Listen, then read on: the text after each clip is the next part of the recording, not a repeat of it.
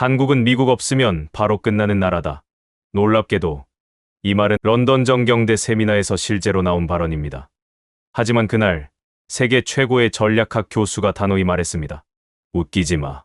내 나라가 제일 먼저 당할 수도 있어. 그리고 지금 전 세계는 조용히 한국을 다시 보기 시작했습니다.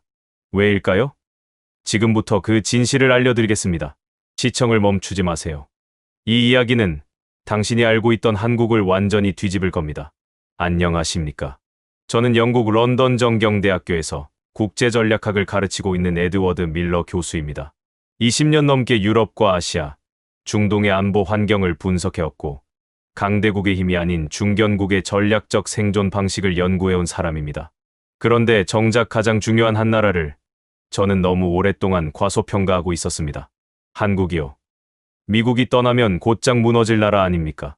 핵도 없고 자주 국방도 안 되는 나라. 솔직히 아시아에서 제일 만만한 나라죠. 작년 가을 런던 정경대에서 열린 국제안보 전략 세미나에서 한독일 출신 박사과정 연구원이 제 앞에서 했던 말입니다. 그는 당당하게 말했습니다. 한국은 일본이나 중국처럼 세계 안보에 영향력을 끼치는 나라가 아니라 그저 미국의 보호 아래 근근히 살아가는 종속적 동맹국에 불과하다고요. 그의 말이 끝나자 강의실은 이상한 침묵에 휩싸였습니다. 조심스러운 눈빛이 오갔고 몇몇 학생은 불쾌함을 감추지 못한 채 고개를 돌렸습니다. 하지만 그때 저는 침묵하지 않았습니다. 저는 그를 정면으로 바라보며 이렇게 대답했습니다.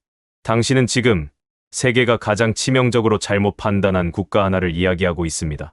그리고 그 오만한 오판이 앞으로 국제 질서에 얼마나 큰 대가를 부르게 될지는 아무도 상상하지 못할 겁니다. 세계는 지금까지 한국을 아주 잘못 이해해왔습니다. 저 역시 그랬습니다. 한때는 그렇게 믿었죠. 한국은 단독으로는 전략적 힘이 없는 나라, 미국이 철수하면 곧장 흔들릴 불안정한 동맹국이라고요. 그런데 제가 최근에 파악한 정보와 수많은 데이터는 완전히 다른 현실을 보여주었습니다. 한국은 그 어떤 중견국보다도 더 강력한 생존 전략을 가지고 있었고 침묵 속에서 조용히 전략적 야수로 성장해왔습니다. 그날 세미나에서 저는 전략적 억제력에 대한 강의를 준비해왔지만 그 젊은 연구원의 말이 제 발표 내용을 송두리째 바꾸어 버렸습니다. 이후 몇 주 동안 저는 한국에 대한 방대한 양의 자료를 다시 검토했습니다. 공공에 공개된 정보뿐 아니라 비공식 보고서, 군사적 실측 데이터, 예비군 체계, 사회적 안보 시스템까지 하나씩 퍼즐을 맞춰 나갔습니다. 그리고 마침내 저는 확신하게 되었습니다. 한국은 단순한 지역 강국이 아닙니다. 그들은 침묵을 전략화한 최초의 국가이며 핵이 없어도 핵을 억제하는 유일한 국가입니다. 우리가 그들을 과소평가했던 이유는 그들이 스스로를 드러내지 않았기 때문입니다. 세계가 한국을 오판하게 된 것은 단순한 착각이 아니었습니다. 그것은 오랜 세월 동안 형성된 이미지, 냉전 이후 국제 질서의 고정관념, 그리고 강대국 중심의 사고방식이 복합적으로 작용한 결과였습니다. 한국은 전쟁을 겪은 나라였습니다. 6.25 전쟁 당시 국토는 초토화되었고 인프라는 붕괴되었으며 국민들은 생존을 위한 하루하루를 견뎌야 했습니다. 당시 한국의 GDP는 세계 최하위 수준이었고 모든 분야에서 외부 원조에 의존해야만 했습니다. 서방 세계의 많은 전략가들과 정치인들은 이 나라를 영구적 보호 대상으로 분류했습니다. 스스로 안보를 유지하기보다는 미국의 지원 없이 생존이 불가능한 국가로 규정해버린 것입니다. 이 이미지가 국제사회에 깊이 각인되었습니다. 시간이 지나면서 한국은 빠르게 성장했고 산업화를 이루었으며 기술 강국으로 자리 잡았습니다. 그러나 안타깝게도 안보 분야에서는 여전히 의존적 국가라는 낙인이 벗겨지지 않았습니다. 경제적으로는 선진국, 그러나 전략적으로는 취약한 동맹국. 이것이 서방 국가들이 바라본 한국의 이중적인 모습이었습니다. 이와 같은 인식은 정보기관의 분석 방식에도 영향을 미쳤습니다. 대표적인 사례가 러시아 해외정보국의 초기 평가 문서들입니다. 그들은 한국의 군사력을 항상 확장 불가능한 수준으로 분류했습니다. 이유는 명확했습니다. 첫째, 핵무기가 없다는 점. 둘째, 지정학적으로 미국과 중국, 일본 사이에 끼어 있다는 위치적 약점. 셋째, 분단 상황에서 국방력의 상당 부분을 북한 억제에 집중해야 한다는 전술적 제약. 이 세 가지 요소는 매우 그럴듯해 보였고 그래서 더욱 위험했습니다. 정보기관과 학자들은 공개된 국방 예산, 무기 도입 발표, 훈련 영상 같은 표면적 데이터에 의존하며 분석을 이어갔습니다. 하지만 그들은 보지 못했습니다. 수면 아래에 훨씬 더 거대한 실체가 존재한다는 사실을.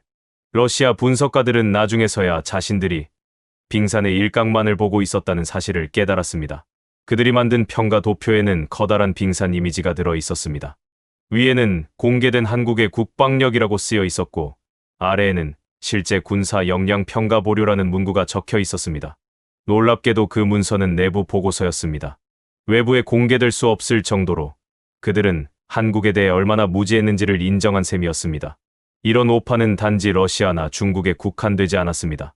미국조차도 한국을 전략적 확장 불가 국가로 분류해왔습니다. 미 국방부 산하 싱크탱크가 발표한 보고서들을 보면 한국은 항상 미국과의 협력 아래에서만 작동 가능한 전력으로 기술되어 있습니다. 그 누구도 한국이 독자적으로 상황을 통제할 수 있는 전략 국가일 가능성을 심각하게 검토하지 않았습니다. 그 결과 한국의 실체는 보호받는 나라라는 인식 속에 묻혀 있었습니다. 그럼에도 불구하고 한국은 반박하지 않았습니다. 전략적 반론이나 무력 시위조차 하지 않았습니다. 침묵 속에서 움직였고 아무 말 없이 준비해 나갔습니다. 바로 그 점이 세계의 오판을 더욱 공고하게 만든 원인이었습니다. 말이 없는 사람일수록 행동은 강하다. 이 한국 속담은 단지 개인의 성격을 말하는 것이 아니라 한국이라는 국가가 채택한 전략의 핵심 철학이었습니다. 자신을 과시하지 않는 국가, 필요할 때까지 자신의 능력을 드러내지 않는 전략. 그것이야말로 세계가 한국을 계속해서 오해하게 만든 결정적 이유였습니다. 이제 우리는 질문해야 합니다. 전쟁의 상처에서 재건된 한국은 왜 스스로의 힘을 숨겼는가? 전략적 침묵은 단지 조심스러움 때문이었는가? 아니면 더 높은 차원의 의도였는가? 이 질문에 대한 답을 찾기 위해 이제 우리는 한국의 방위 산업과 군사 기술의 실체를 들여다볼 차례입니다. 표면이 아닌 그 아래 깊은 곳에 숨겨진 진짜 역량을 통해서 말입니다. 한국의 군사력은 겉으로 보이는 수치만으로는 결코 판단할 수 없는 구조를 가지고 있습니다. 그 이유는 명확합니다. 한국은 전략적으로 자신의 역량을 철저히 숨기기로 선택했기 때문입니다.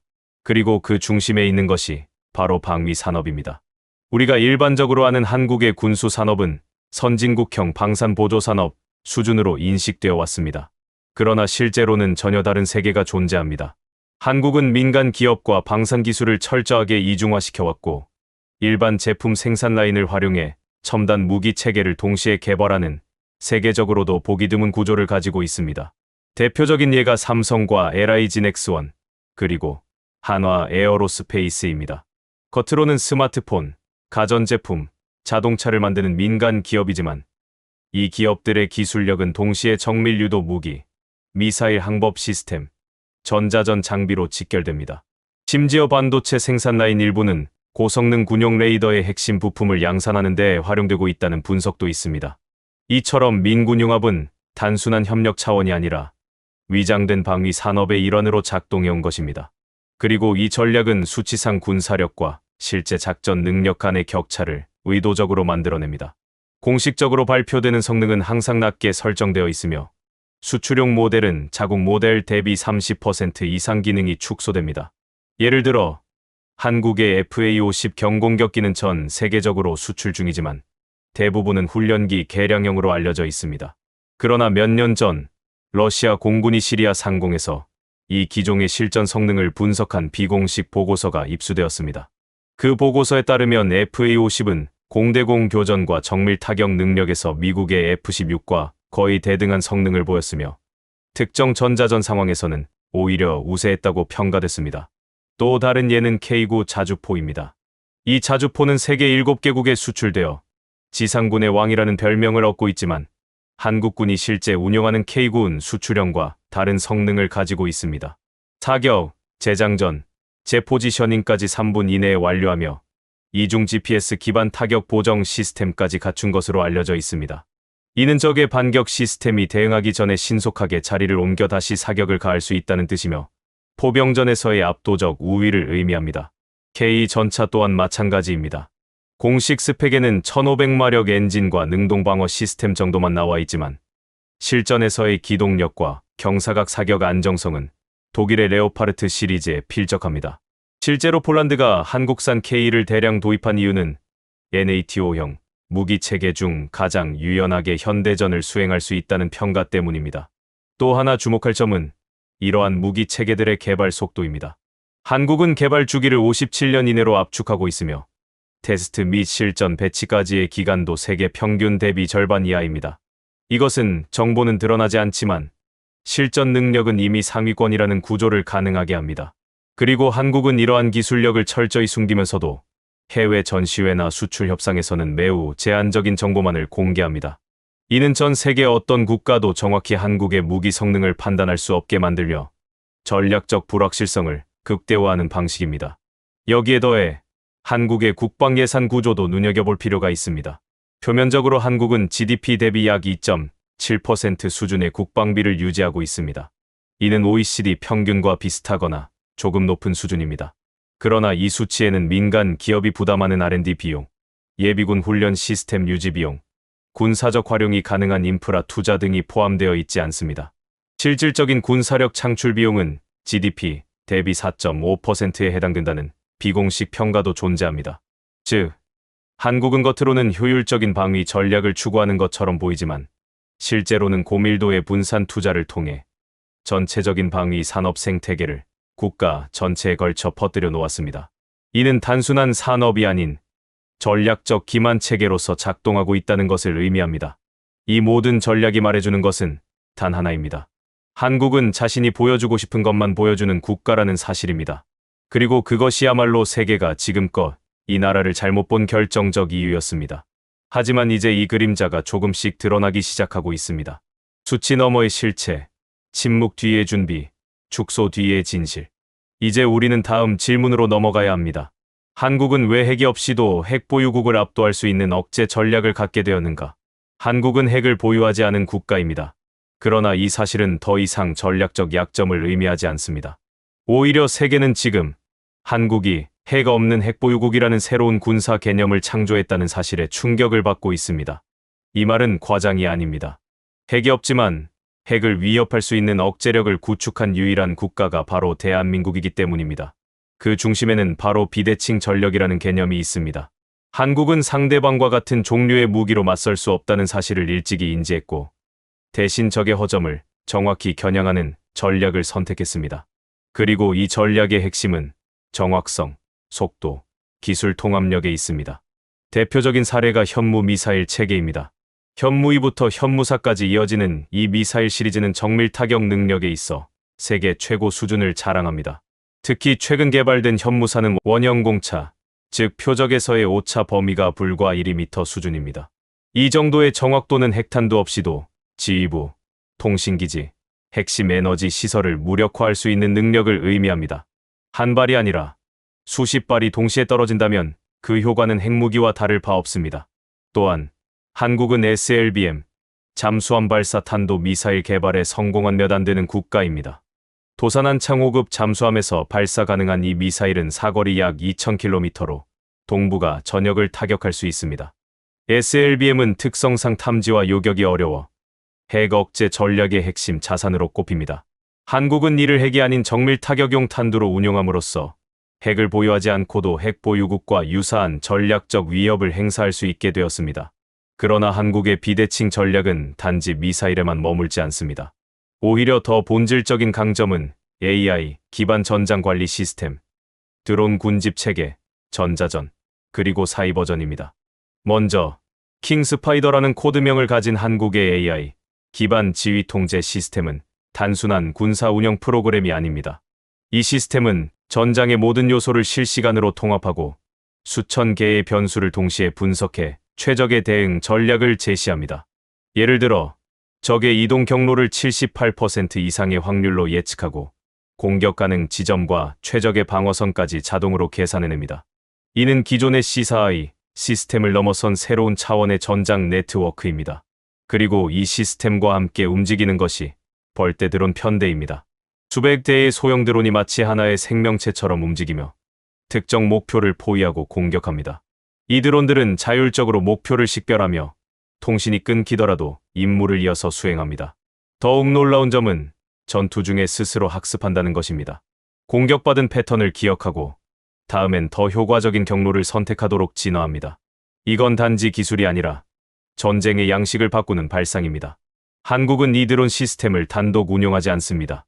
정찰 드론, 공격 드론, 통신방해 드론이 각기 다른 임무를 수행하며 하나의 생명체처럼 작동하는 자율 전투 네트워크를 형성합니다. 이 체계는 전통적인 방공망을 완전히 무력화할 수 있는 구조를 가지고 있으며 이미 실전 배치가 진행 중입니다.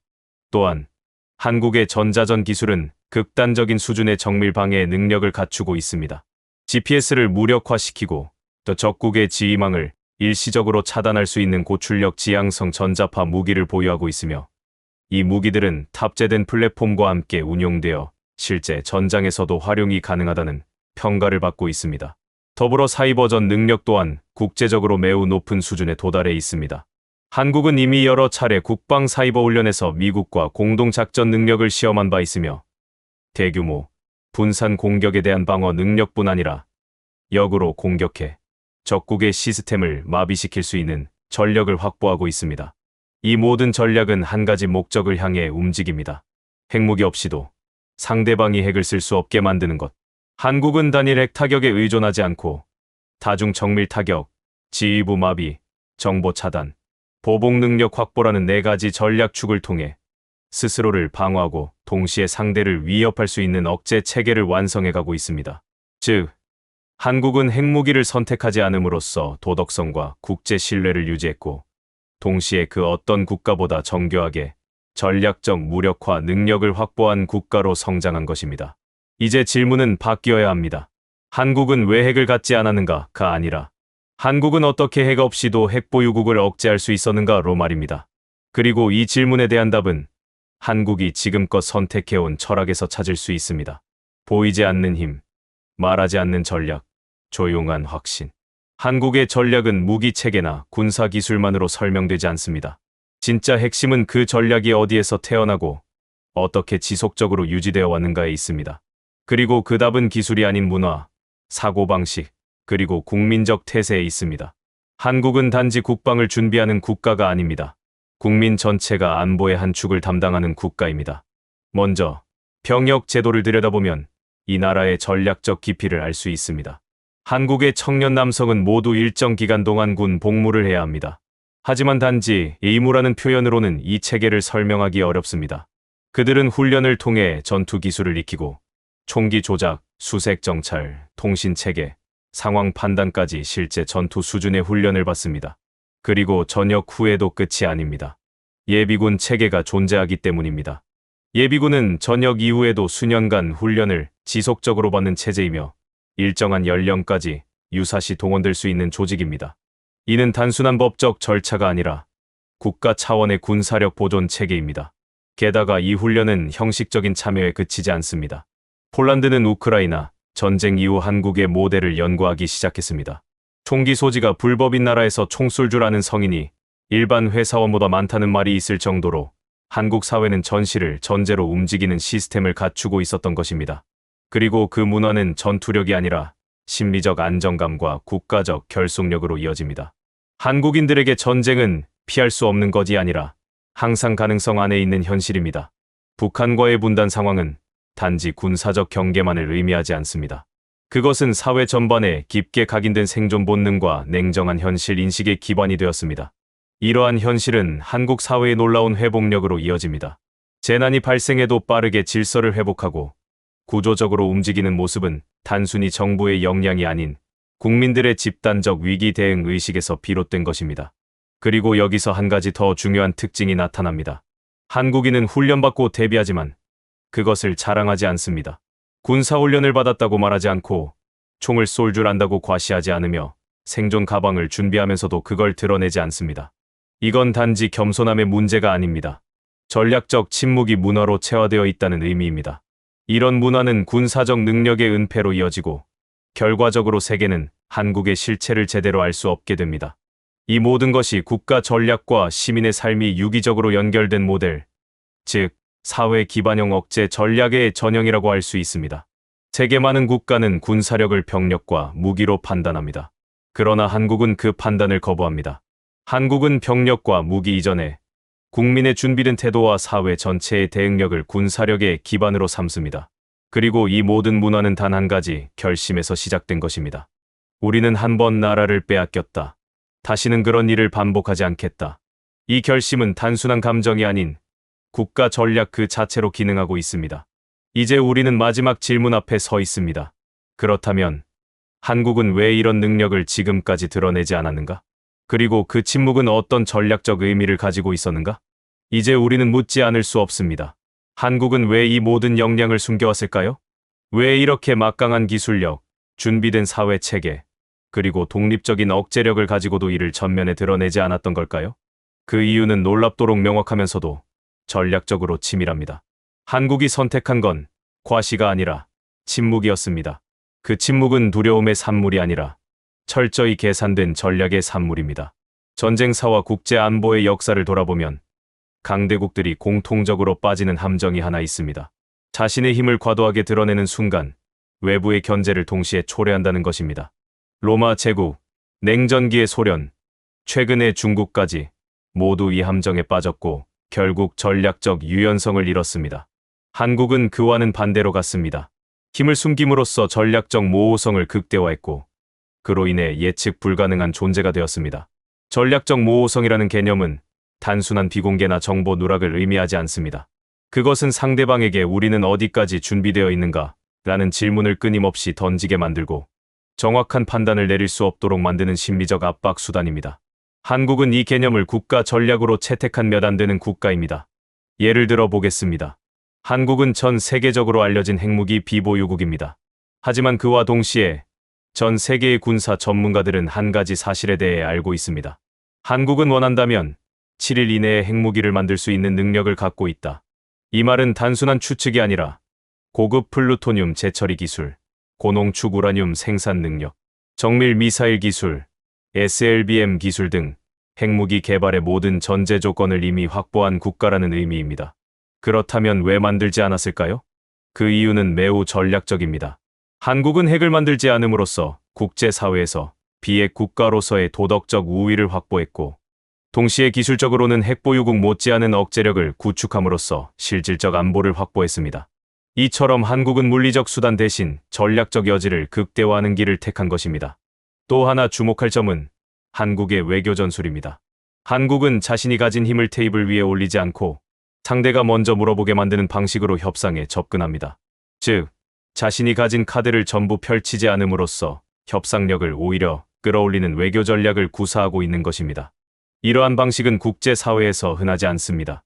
대부분의 국가는 무기 전시회, 군사 퍼레이드, 국방백서를 통해 자신들의 전력을 적극적으로 홍보합니다. 그러나 한국은 그 반대의 길을 걷습니다. 드러낼 수 있는 정보조차 감추고 수출 모델조차 성능을 낮춰 판매하며 내부에서는 실제로 더 고도화된 전력을 구축해갑니다. 그 결과 세계는 한국을 과소평가했고 아이러니하게도 바로 그 과소평가가 한국에게 더 큰 전략적 우위를 안겨준 것입니다. 한국의 전략적 침묵은 무기력함이 아니라 자신감의 표현입니다. 무언가를 말하지 않는다는 것은 준비되지 않아서가 아니라 말할 필요가 없기 때문입니다. 그리고 이 전략은 한국이라는 나라의 역사적 경험과도 깊이 연결되어 있습니다. 전쟁은 원하지 않지만 언제든 전쟁에 대응할 수 있도록 준비해왔고 힘을 드러내지 않지만 누구보다 강하게 성장해왔으며 조용하지만 결코 약하지 않은 나라. 이것이 바로 지금의 대한민국입니다. 그리고 이제 세계는 그 침묵이 무엇을 의미하는지를 조금씩 깨닫기 시작했습니다. 가장 무서운 국가는 큰 소리를 내는 나라가 아니라 묵묵히 준비한 나라라는 사실을요. 대한민국은 말 대신 실력으로, 과시 대신 침묵으로, 그리고 두려움 대신 자신감으로 증명해왔습니다. 이제 세계는 한국을 다시 보기 시작했고 우리는 그 흐름의 시작을 함께 목격했습니다. 끝까지 시청해주신 여러분, 진심으로 감사합니다.